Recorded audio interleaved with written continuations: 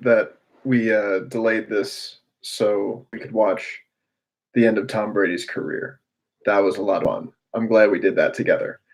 Um, Man, that was what if the last two games of that guy's career are losing at home to the Dolphins to have to play a wild card game and then losing to former Dolphins quarterback Ryan Tannehill. I mean, come on. That would be really funny. Okay, enough on that though. Because the Spurs played tonight and they actually played pretty damn well. Um, Gotta say, I was not expecting like I was expecting the Spurs starting lineup to look better with Lonnie and to a certain extent Derek White in there. Um, but I mean they were kind of giving it to the Milwaukee Bucks starters out of the gate in this game. And obviously Lonnie finished this game like 3 of 12 from the floor. If you just looked at the box score, you'd be like, "Oh, he had a kind of bad game." Nope.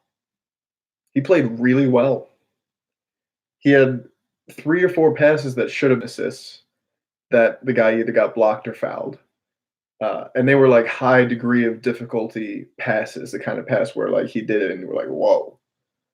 Um, and he took good shots that, you know, went in and out. He took a bunch of good shots that went in and out. Um, and that's not the most important part of what he did. The most important thing he did was play good defense. That is something that the Spurs have not had out of their starting shooting guard all season because their starting shooting guard has been Bryn Forbes. Um, and there, here are some of the reasons that this starting lineup with White and Lonnie in there works. When you have those two guys, you have ample defense on the perimeter, and you have a guy in Lonnie who can guard the other team's three if he's the bigger threat. Um, that allows you to hide DeMar DeRozan a little bit. You can't hide DeMar DeRozan if Bryn Forbes is on the floor because DeMar at least has the physical tools to do something on defense. Bryn Forbes doesn't have the physical tools or the effort level or the wherewithal or the understanding of positioning. He doesn't have any real defensive ability. And we saw that when the bench unit came in. The bench unit got pretty handily dissected by the Milwaukee Bucks, who just play good team basketball. And I mean, they're a great team. They're 32-5 now. Yeah, they're fantastic. They hit some really good, really tough shots in this game. But the advanced stats on the starters tonight versus the bench unit, I tweeted this out. Starters, offensive rating, 114. Defensive rating, 81.5. Makes the net about 33. Plus 33 points per 100 possessions. The bench unit of Patty, Bryn, Marco, Rudy, who has also been kind of rough defensively this year, and Jakob Poeltl. That lineup had an offensive rating of 94 and a defensive rating of 144 for a net rating of negative 51.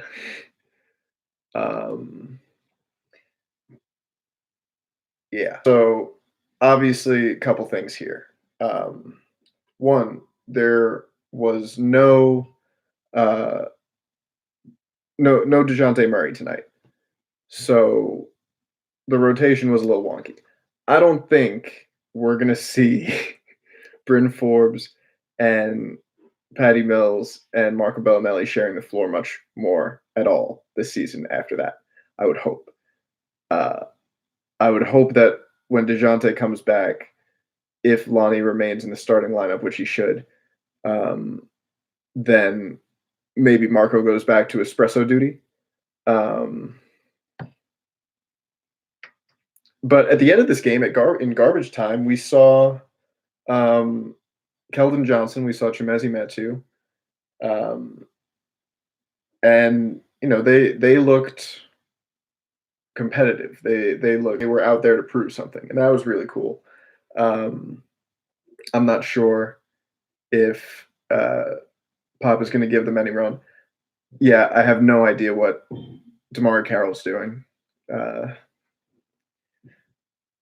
like there were there were many times in this game where I was like, huh, watching these three non-defenders try to play defense. Wish the Spurs had a guy who was like, a versatile 3 and D wing who they could just throw out there and say, guard that guy. Like, yeah, I have no idea why Damari Carroll isn't playing more because however slow he is, however much he's struggling with like the concepts that they're trying to run or whatever, which I don't really think would be the case because like he's a smart guy. He played for Budenholzer.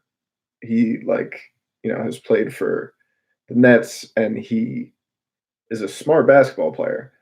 Um, so he's looked a little out of sorts in the games, but like I mean, if you need defense that bad, and if you're playing a lineup that has Patty, Bryn, and Marco, you need defense.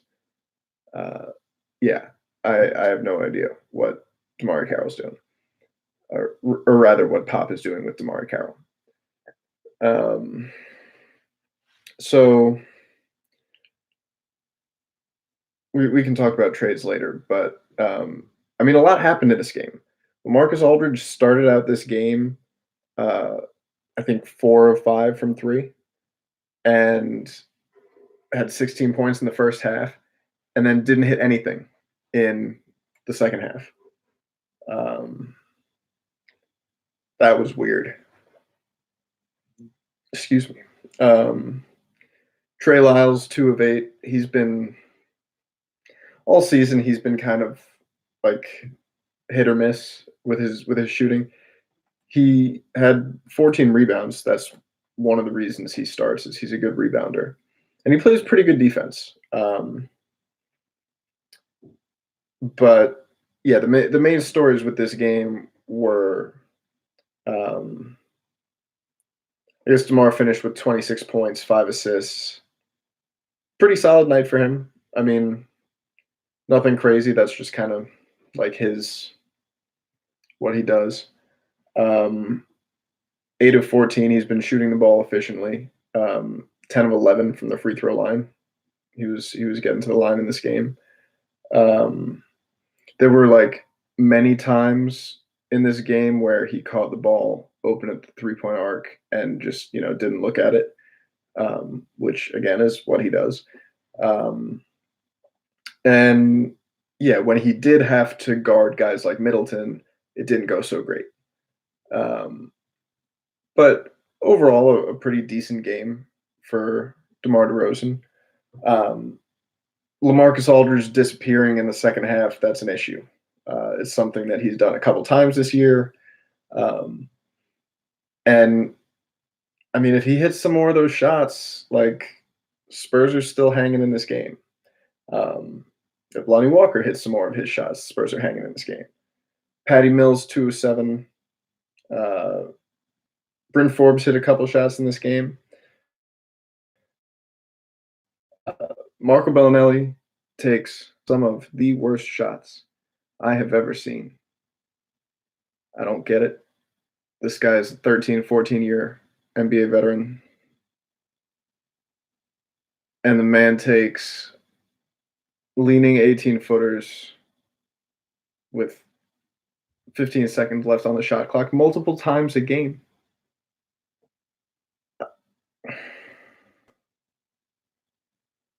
Whew. Yeah, no, every time he does that, it hurts me physically. Um, it's just bad. It's just real bad. Um, yeah, no, he misses a couple of wide open threes, and, like, you want him to take the wide open threes. He hit 1 wide open three, uh, finished the game 1 of 4 from 3, but he missed 2 open ones in, like, 4 seconds. And he finished this game minus 21 in 18 and a half minutes.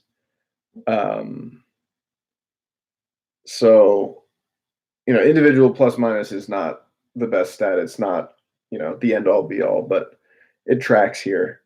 He looked really bad. The unit he played with looked really bad. And it's the same problem that the Spurs have had all year, which is that they play lineups that don't have enough defense. Um, but the thing that they did tonight, the thing that Pop did tonight, you could give him grief for not doing it sooner. I certainly have, but um, they put a defender in the lineup for a non-defender, and it worked. And it put DeMar DeRozan, at least defensively, back in his natural position of shooting guard. It allowed him to kind of hide on that end a little bit more. He could guard Wesley Matthews and not Chris Middleton.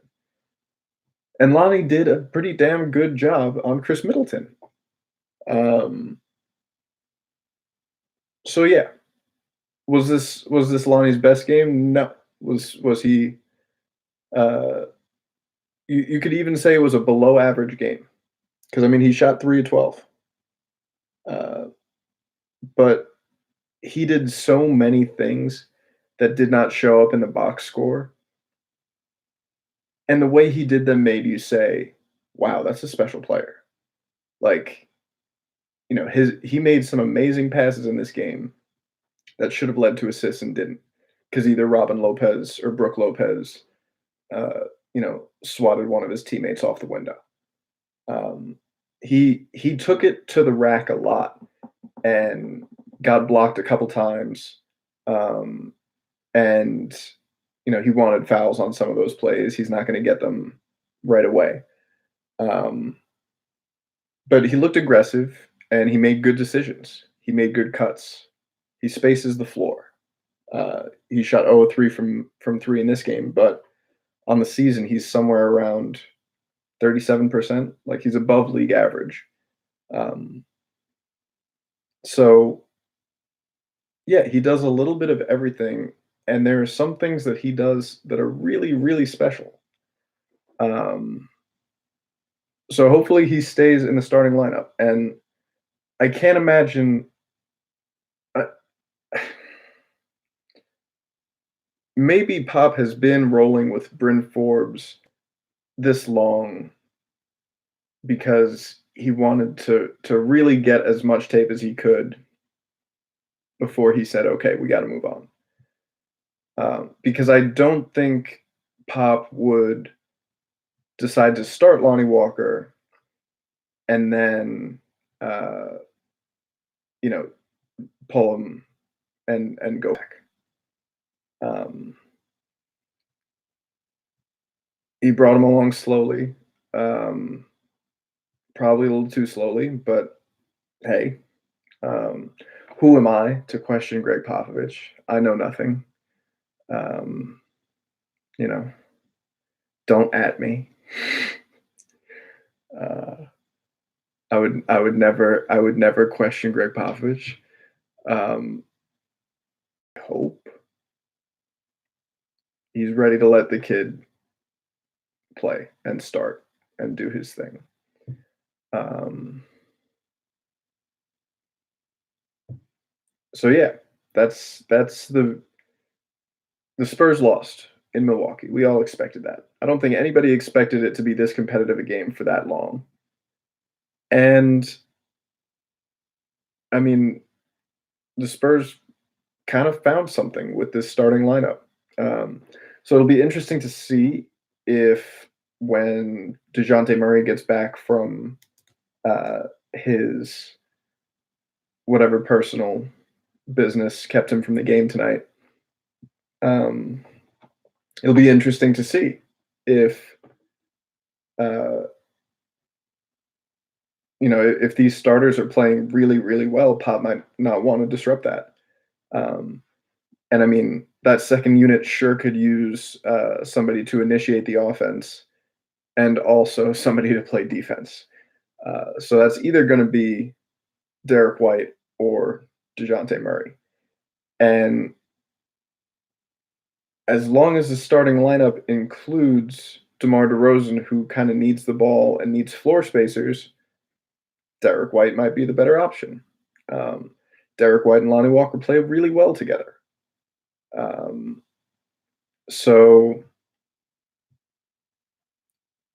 we'll see. I mean, we will see how this plays out for the Spurs moving forward. But as rough as parts of this game was, like there were also a lot of really good parts.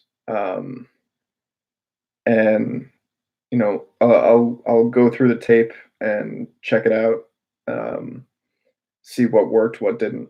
Um, Try to show you guys the little things outside of the box score that Lonnie did to make an impact in this game. And yeah, I mean, are the Spurs going to make any major trades? I don't know. If I had to bet on it, I wouldn't think so. Um, I know that Philly needs shooting. Marco Bellinelli used to play there. Um, you know, we might see a deal like that, especially if Lonnie cements himself in the starting lineup and uh, you know makes Marco or Bryn expendable. We might see a deal like that. I still kind of would like to see DeMar to Orlando for Aaron Gordon. The way LaMarcus Aldridge is playing right now, it's not just that he's hitting shots; it's that he's playing complementary basketball and hitting three pointers and doing doing things that help the team instead of just posting up all the time. Like that version of LaMarcus Aldridge, I would love to stay forever. He's playing like late career Tim Duncan, and it's great. Um, like with more threes. Like it's something clicked, I think, and you know, hopefully because he's been shooting a higher volume of these threes, and he's been getting those threes because he's playing in a more complementary way. That's not just posting up. Um, so hopefully that's a conscious like choice and strategy on his part. And there's been some thing that clicked in his head that was like clicked in his head or clicked with the coaching staff. Um, but yeah, I mean he's shooting like 46% from three this year. Um, he's been really, really good from there. He should probably shoot like 7 to 10 of those a game. Um, let's see what else. Oh yeah, okay. Jakob Pertl played 13 minutes in this game. Mm.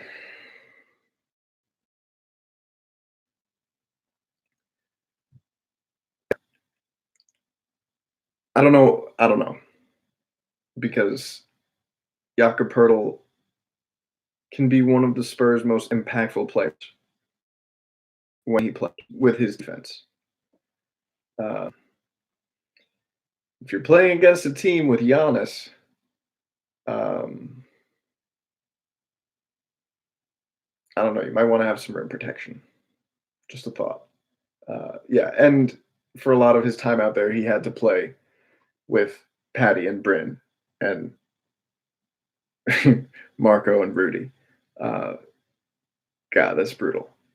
Um,